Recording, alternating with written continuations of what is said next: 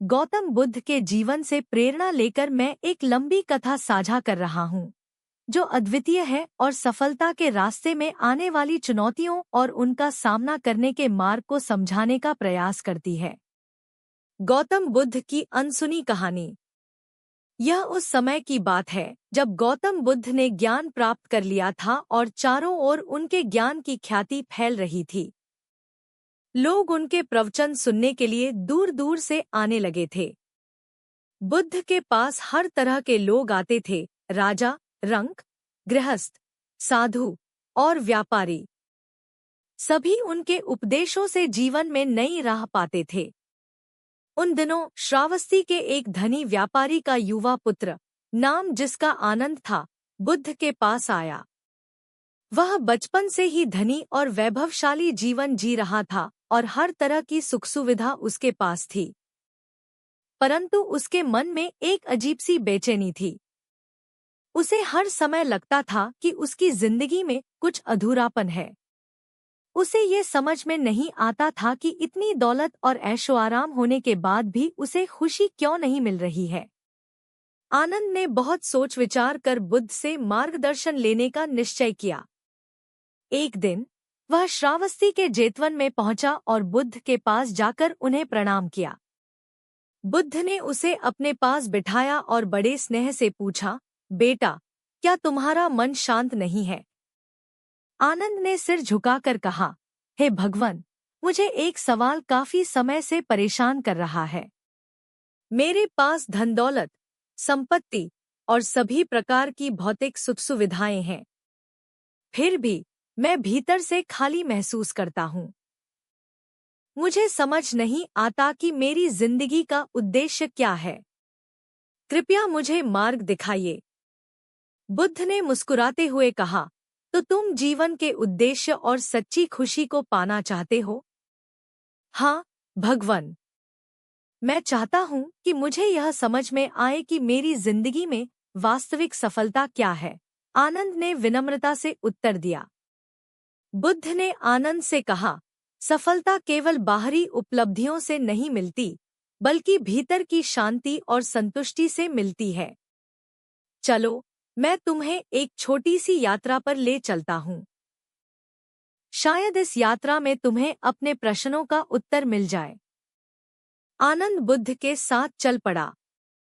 बुद्ध ने उसे एक जंगल की ओर ले जाया, जहाँ दूर दूर तक केवल पेड़ और वन्य जीवन था। चलते चलते वे एक शांत नदी के किनारे पहुंचे। बुद्ध ने आनंद से कहा, यहाँ बैठो और इस नदी को देखो। आनंद ने देखा कि नदी की लहरें धीरे धीरे बह रही थी। बुद्ध ने उससे पूछा, तुम्हें यह नदी कैसी लग रही है? आनंद ने कहा, यह शांत है और धीरे धीरे बह रही है। इसमें कोई उतावलापन नहीं है। बुद्ध मुस्कुराए और बोले, बिल्कुल सही कहा तुमने। इस नदी में कोई उतावलापन नहीं है। इसे पता है कि इसे कहाँ जाना है और इसे अपनी मंजिल तक पहुँचने की कोई जल्दी नहीं है। इसी तरह तुम भी जीवन में धीरे धीरे बढ़ सकते हो, बिना किसी जल्दबाजी के। लेकिन तुम्हें यह समझना होगा कि तुम्हारा उद्देश्य क्या है। आनंद ने पूछा, तो क्या इसका मतलब है कि मुझे जीवन में धीरे धीरे आगे बढ़ना चाहिए? बुद्ध ने कहा, हाँ, परंतु केवल धीरे धीरे बढ़ना ही काफी नहीं है।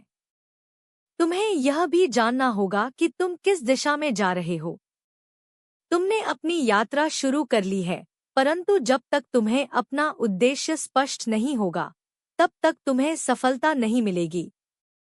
इसलिए पहला कदम यह है कि तुम अपने जीवन का उद्देश्य समझो।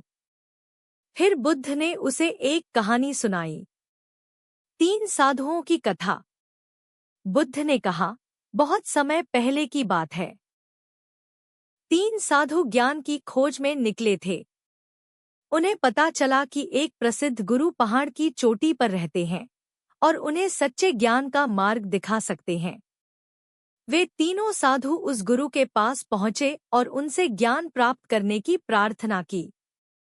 गुरु ने मुस्कुराते हुए कहा, ज्ञान प्राप्त करने के लिए तुम्हें इस पहाड़ की चोटी पर चढ़ना होगा। पहले साधु ने सोचा कि वह इस काम को तेजी से कर लेगा और बिना रुके पहाड़ पर चढ़ने लगा। लेकिन जल्दी ही उसकी ऊर्जा समाप्त हो गई और वह नीचे गिर गया। दूसरा साधु समझदार था। उसने सोचा, मुझे संतुलित होकर धीरे धीरे ऊपर चढ़ना चाहिए। वह थोड़ी देर चला, फिर आराम किया और फिर से चला। इस तरह उसने पहाड़ की चोटी तक पहुंचने में सफल हो गया।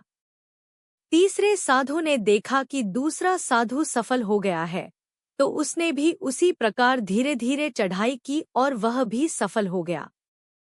बुद्ध ने आनंद से कहा, पहला साधु उतावलापन दिखाकर असफल हो गया, जबकि दूसरे और तीसरे साधु ने धैर्य और संतुलन से सफलता प्राप्त की। इसी तरह यदि तुम भी जीवन में जल्दबाजी करोगे तो अपने उद्देश्य से भटक सकते हो। आनंद ने पूछा, तो मुझे सफलता के लिए क्या करना चाहिए, भगवन?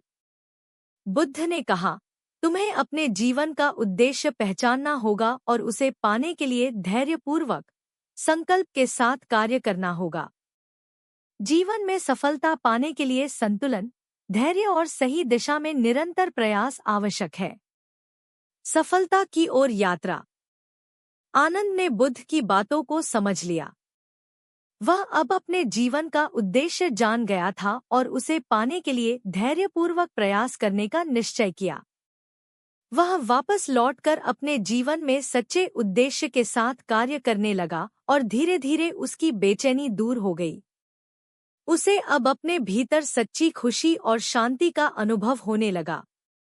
इस कहानी से हमें यह शिक्षा मिलती है कि सफलता का मतलब केवल भौतिक उपलब्धियां नहीं है, बल्कि अपने जीवन के उद्देश्य को पहचानकर धैर्यपूर्वक उस दिशा में बढ़ना है। बुद्ध के इस अनमोल मार्गदर्शन ने आनंद की तरह हर किसी के जीवन में सच्ची खुशी और शांति की दिशा दिखा दी।